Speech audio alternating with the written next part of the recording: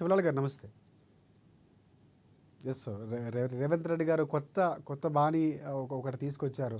దక్షిణాది రాష్ట్రాలకి చిన్న చూపు చూస్తుంది కేంద్రం, ఒకటవ్వాల్సిన అవసరం ఉంది. సో దీనికి సంబంధించి మీరేమంటారు? శివలాల్ గారు చెప్పండి. రాజశేఖర్ గారు, మీ వాయిస్ కొంచెం క్లియర్ లేదు. రైట్. అంటే రేవంత్ రెడ్డి గారు చేసినటువంటి వ్యాఖ్యలకు సంబంధించి మీరు ఖచ్చితంగా సపోర్ట్ చేస్తారు, సమర్థిస్తారు. కానీ ఈ వ్యాఖ్యల వెనక రాజకీయ వ్యూహం ఉంది, కావాలనే బీజేపీపై ఒక అక్కసుతో రేవంత్ రెడ్డి మాట్లాడుతున్నారని వెంకటరెడ్డి గారు బీజేపీ నేతలు అంటున్నారు. మీరేమంటారు? ఇప్పుడు బీజేపీ నాయకులకు ఫస్ట్ వెంకటరెడ్డి గారికి మొన్న ఢిల్లీలో జరిగిన ఎలక్షన్ కి ఏదైతే వాళ్ళు విజయం సాధించారో ఆయనకు శుభాకాంక్షలు. వాళ్ళు ఇంకా ఢిల్లీలో గెలిచినామనే ఒక సంతోషంలోకే ఇంకా బయటికి పడలే రాజశేఖర్ గారు. వాళ్ళు ఏమైనా మాట్లాడారు అంటే ఇంకా ముఖ్యమంత్రి అవ్వాలి కదా, సంతోషం సెలబ్రేట్ చేసుకుంటే 27 ఏళ్ళ తర్వాత అంటే ఒక 27 సంవత్సరాల తర్వాత వాళ్ళ పార్టీ మళ్ళీ ఢిల్లీలో అధికారం కైవశం చేసుకుంది అనే ఒక ఆలోచనతోని వాళ్ళ సంతోషానికి అద్దు ఆపులు లేవు. ఇప్పుడు వాళ్ళు ఏమైనా మాట్లాడతారు. ఇంకొక 1 వీక్ వరకు ఈ రకంగానే వాళ్ళ ఉద్దేశాలు ఉంటాయి, ఏం మాట్లాడినా. కానీ ఒకటేమంటే సబ్జెక్ట్ లో ఇప్పుడు మన అనలిస్ట్ గారు చెప్పడం ఏదైతే జరిగిందో పాపిరెడ్డి గారు, అది నిజంగా కూడా వాస్తవం. వీళ్ళ ఆలోచనలన్నీ వేరే ఉన్నాయి. ఇప్పుడున్న పరిస్థితుల్లో దక్షిణాది రాష్ట్రాల మీద కేంద్రం ఆధారపడి ఉంటే మంచిది అనే రకంగా ఎందుకు అంటున్నంటే, ఇప్పుడు మొత్తానికి నార్త్ లో ఆలోచిస్తే సౌత్ లో ఒక్కరు లేదా ఇద్దరు 3 వాళ్ళు వద్దు అనేది ఒక నిర్ణయం తీసుకొని ఉమ్మడి ఆంధ్రప్రదేశ్ లో అప్పట్లో నియంత్రణ చేయడం జరిగింది. కానీ ఇప్పుడు ప్రస్తుతానికి మొన్న మనం రీసెంట్లీ చూడడం జరిగింది, ఆంధ్రప్రదేశ్ ముఖ్యమంత్రి చంద్రబాబు నాయుడు గారు ఓపెన్ గా చెప్పడం జరిగింది దానికి విరుద్ధంగా చేస్తామని.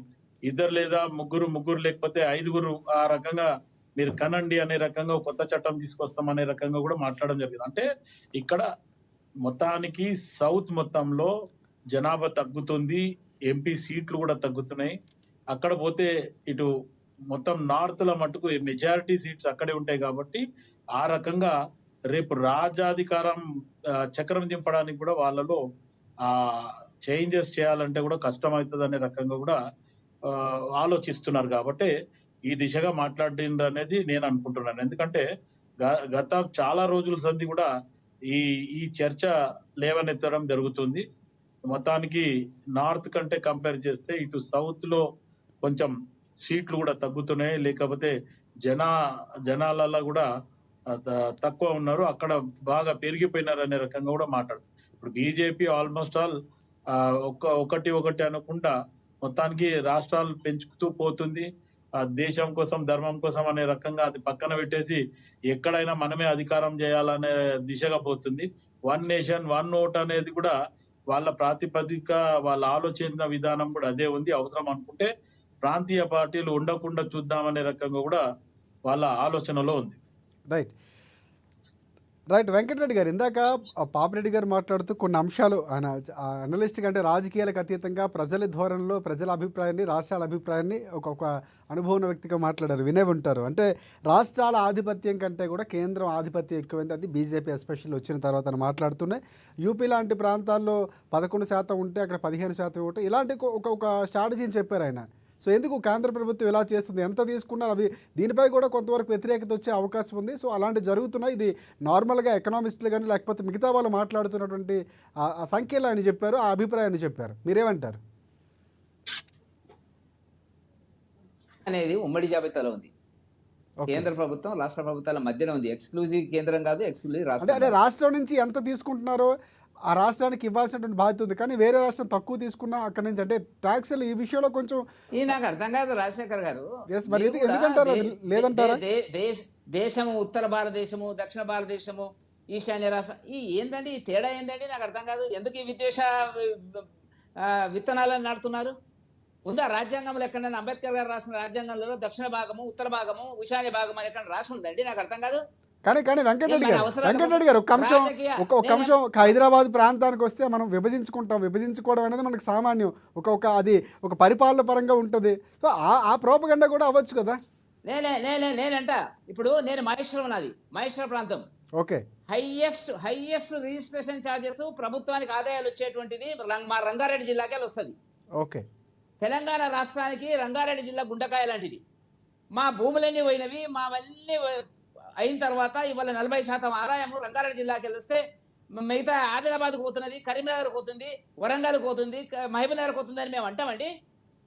ఏం మాట్లాడతారండి వీళ్ళంతా కూడా? మేము అనాలి నా మాట? ఇప్పుడు ఇయ్యాలట్టు కూడా చెప్తున్నాను, రియల్ ఎస్టేట్ డౌన్ అయిందన్నారు. మా మహేశ్వరము తుక్కుగూడ ఏరియాలో రియల్ ఎస్టేట్ ఆదాయము కోట్లు వస్తుంది రోజుకు. అంటే ఆ డబ్బంతా ఎక్కడ పోతుందండి? ఏమి సంకుచిత భావజాలమండి ఇది? ఏడ్చి దరిద్రం మాటలు మాట్లాడుతున్నారు వీళ్ళు. అంటే డబ్బులంతా తీసుకుపోయి కేసీఆర్ జమానాలో సిద్దిపేట, గజ్వేల, సిరిసిల్లకు పెట్టినాడు. మేము అన్నమా మాట? మరి రంగారెడ్డికి అదే ఉంది కదా. ఏమైనా ప్రత్యేకంగా ఏమైనా అభివృద్ధి ఇచ్చినారా రంగారెడ్డికి? మా భూములన్నీ అమ్మి మీరు అమ్ముకొని చేస్తున్నారు కదా వల్ల కాదు. దేశము ఒక్కటి, దేశ సమగ్రత ఒక్కటి, దేశంలో అన్ని వర్గాలు సమానము, దేశంలో అన్ని రాష్ట్రాలు సమానము. వెనుకబడిన వాళ్ళు ఉన్నట్టయితే మన ఇంట్లో తల్లిదండ్రులు కూడా చూస్తారండి. కొద్దిగా వెనుకబడిన కొడుకు ఉన్నట్టయితే ఓ 2 ఎకరాల పొలం ఎక్కువ ఇస్తారు. ఇది సహజము. వెంకటరెడ్డి గారు వెనకబాటుగా ఉన్నటువంటి రాష్ట్రాలు దక్షిణ రాష్ట్రాలు మీకు కూడా తెలిసిందే. వెనుకబడిన రాష్ట్రాలు దక్షిణ రాష్ట్రాలా? ఎస్. ఆంధ్రప్రదేశ్ లాంటి రాష్ట్రం వెనకబడిన రాష్ట్రం కాదంటారా? ఆంధ్రప్రదేశ్ వెనుకబడిన రాష్ట్రము అని మిగతా రాష్ట్రాలతో సమానంగా ఉండొచ్చు. నేను ఆ చర్చ అది కాదు. మీరు అంటున్నారు అలా చూడాల్సి వచ్చినప్పుడు సమానంగా చూడాలి ప్రభుత్వం. పాపిరెడ్డి గారు లేవనెత్తిన దానికి సమాధానం చెప్పాలి. నేను ఆయన ఒకటే ఫీల్డ్ లో పనిచేసినాం కాబట్టి. ఓకే. ఉన్నత విద్య అనేటువంటిది కేంద్ర ప్రభుత్వం విధి విధానాలను నిర్ణయిస్తుంది. ఏ విద్యకైనా విధానాలు నిర్ణయించి ఏ రాష్ట్రానికి ఆ రాష్ట్రం ఉంటే అది చెత్తకుండిలాగా తయారవుతుంది. ఆ విధానాన్ని అమలు చేస్తారు. అభ్యంతరాలు ఉంటే చెప్పొచ్చు రాష్ట్ర ప్రభుత్వాలు వీసీలకు సంబంధించి. ఇప్పటికి కూడా చెప్తున్నా, గత 50-60 సంవత్సరాలుగా ఉన్నత విద్యలో విద్యా విధానానికి సంబంధించి నియామకాలకు సంబంధించి రిక్రూట్మెంట్కు సంబంధించి అర్హతల గురించి కేంద్ర ప్రభుత్వం రూపొందించినటువంటి అనేక నిబంధనలను రాష్ట్ర ప్రభుత్వాలు పాటిస్తున్నాయి. వాటికి పనిచేసేటువంటి ప్రొఫెసర్ల జీతాలలో కూడా 80%, పాపిరెడ్డి గారు తెలుసు, 80% కేంద్ర ప్రభుత్వం ఇస్తుందండి. వీళ్ళకి అవన్నీ పక్కకు పెట్టి మాట్లాడుతున్నారు. కానీ మన బడ్జెట్లో వెంకటరెడ్డి గారు బడ్జెట్ కేటాయింపులో తెలంగాణకు 1 పైసా కూడా ఇవ్వలేదంటున్నారు. ఎందుకంటారు? అదే సమానంగా చూడగలిగితే మీరు రాజశేఖర్ గారు సీనియర్ జర్నలిస్ట్, 1 పైసా కూడా ఇవ్వలేదండి. 35,000 కోట్ల రైల్వే ప్రాజెక్టు ఒక్కటే చెప్తా. మొన్న రైల్వే మంత్రి గారు చెప్పినారు, 35,000 కోట్ల శాంక్షన్ అయ్యి వర్కులు నడుస్తున్నవి. ఈ సంవత్సరం 5,000 కోట్లతో నడుస్తున్నది అనేటువంటి దాని కింద. ఔటర్ రింగ్ రోడ్ ఇప్పుడు 666 ఉత్తర భాగము దక్షిణ భాగము 2 కూడా కేంద్ర ప్రభుత్వానికి అప్పచెప్పినారు కదా. ప్రభుత్వానికి అది కాదు. మీరు ఏంటంటే రాజకీయాల కోసము ఎట్లా గెలవలేము.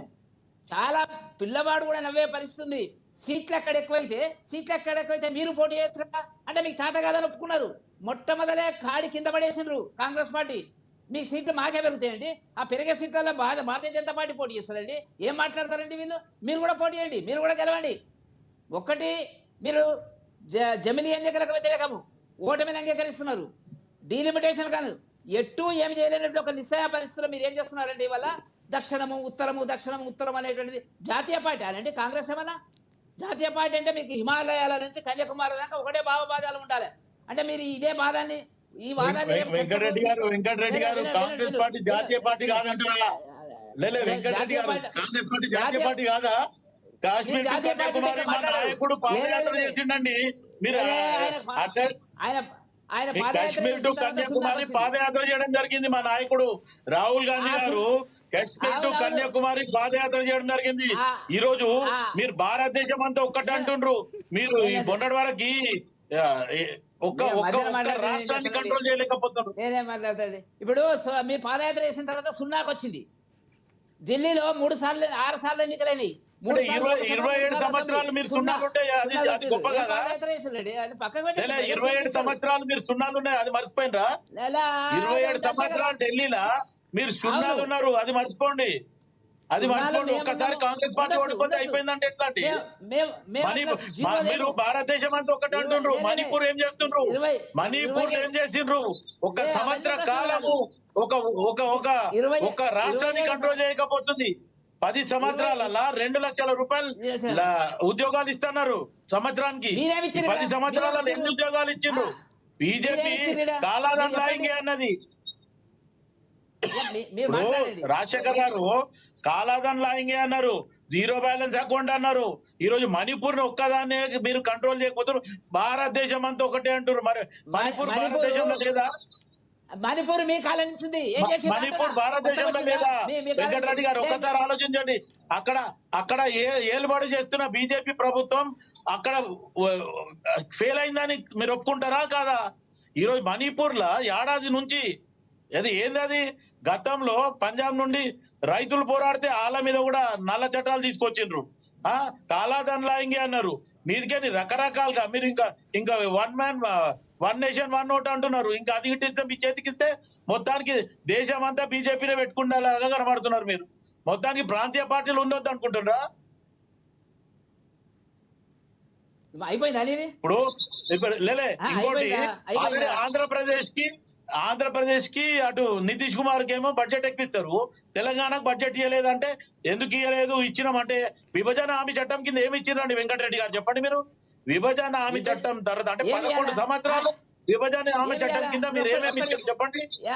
చెప్పండి ఏమి ఇవ్వలేదు విభజన హామీలో విభజన హామీ చట్టం కింద మీరు ఇవ్వలేదని 10 సంవత్సరాలు అరుస్తుంటే 11వ సంవత్సరం ఇప్పుడు కూడా నరేంద్ర మోడీ అధికారంలోకి వచ్చి ఇంకా కూడా ఏమి ఇచ్చిండ్రు చెప్పండి. జీరో బ్యాలెన్స్ అకౌంట్ వేసిండ్రా, కాలాదాన్ తెచ్చిండ్రా చెప్పండి. ఈరోజు అమిత్ షా మోదీ వల్ల ఈరోజు దేశం కోసం ధర్మం కోసం అనే మాట్లాడే విధానం మీ అసొంటోళ్ళు కూడా మర్చిపోతుండ్రు ఈరోజు. రైట్ మాట్లాడవా మొత్తం నువ్వే మాట్లాడు ఉన్న మాట అంటే మాట్లాడు, మొత్తం నువ్వే మాట్లాడంటే right right right right right right right Venkatareddy గారు రైట్ శివలాల్ గారు ఒక ప్రశ్న శివలాల్ గారు ఒక ప్రశ్న ప్రధానంగా ఢిల్లీ ఎన్నికలకు సంబంధించి ఒక అంశం వినిపిస్తుంది. ఈరోజు అక్కడ బీజేపీ అధికారంలోకి రావడానికి పరోక్షంగా ఆమ్ ఆద్మీ పార్టీ ఓటమి పాలవడానికి కారణం కాంగ్రెస్ పార్టీ బీజేపీకి సపోర్ట్ చేసిందన్నటువంటి ప్రాపగండా తెలంగాణలో వినిపిస్తుంది. కేటీఆర్ లాంటి వాళ్ళు చేస్తున్నారు. ఈ స్ట్రాటజీ ఏంటి అసలు, ఎందుకు వస్తున్నాయి అంటున్నారు? కేటీఆర్ రాజకీయ నాయకుడు కాదు రాజశేఖర్ గారు. 2001లో 2007లో వచ్చినోడు, వానికి రాజకీయం ఏం తెలుస్తుంది? ఏదో తండ్రి బట్టి మొత్తానికి అధ్యక్షుడు, పురపాలక శాఖ మంత్రి అయిపోయాడు, ఇష్టం వచ్చినట్టు మాట్లాడుతున్నాడు. కానీ ఇక్కడ ఒక అంశం శివలాల్ గారు ఒకటి ఇండియా కూటమిలో భాగస్వామిగా ఉన్నటువంటి ఆమ్ ఆద్మీ పార్టీ ఎందుకు బయటికి వెళ్ళిపోయింది? సీట్ల సర్దుబాటు నిజంగా జరుగుంటే ఈ రోజు బీజేపీ అధికారంలోకి వచ్చేది కాదు అన్నటువంటి ఒక అంశాన్ని బయటకు వస్తుంది. ఎందుకు కాంగ్రెస్ పార్టీ దాన్ని ఐక్యం చేయడంలో ఎందుకు ఫెయిల్ అయిపోయింది? ఇండియాలో ఒక ఒప్పందం జరిగింది రాజశేఖర్ గారు, ఏమని? సెంట్రల్ ఎలక్షన్స్ అంటే ఎంపీ ఎలక్షన్స్ అప్పుడు మటుకు సర్దుబాటులు చేస్తారు, తర్వాత రాష్ట్రాల ఎలక్షన్ల మటుకు వాళ్ళ నిర్ణయాలకే వదిలేస్తాము అనేది వాళ్ళ అగ్రిమెంట్, ఎంఓయూ చేయడం జరిగింది. ఆ ఎంఓయూలో మాట్లాడిన విధం ఇది. అయితే అక్కడ మహారాష్ట్ర గాని, తర్వాత ఇప్పుడు ఢిల్లీ గాని, మొన్న జరిగిన ఇంకో ఎలక్షన్ గాని, ఈ 3 రాష్ట్రాలలో వాళ్ళ నిర్ణయం మీదనే వదలడం జరిగింది. అప్పుడు అక్కడ సీట్ల కాడ కొంచెం సర్దుబాటు కాలేదు, ఆ విషయం నేను ఒప్పుకుంటా. కానీ ఈరోజు ఢిల్లీలో కనుక ఆప్ తర్వాత కాంగ్రెస్ పార్టీ కనుక కలిసి పోరాడితే ఈ రోజు బీజేపీ రాకపోతుండే. ఇక్కడ ఇండియా కూటమిలో ఐక్యత లేకపోవడానికి మళ్ళీ దక్షిణాది రాష్ట్రాల్లో ఐక్యత రావటం అనేది కొంచెం అంటే ఈ యూనిట్ అనేది అక్కడి నుంచే రావాల్సిన అవసరం ఉంది కాంగ్రెస్ పార్టీకి. వాళ్ళకి ఏం చేయాలి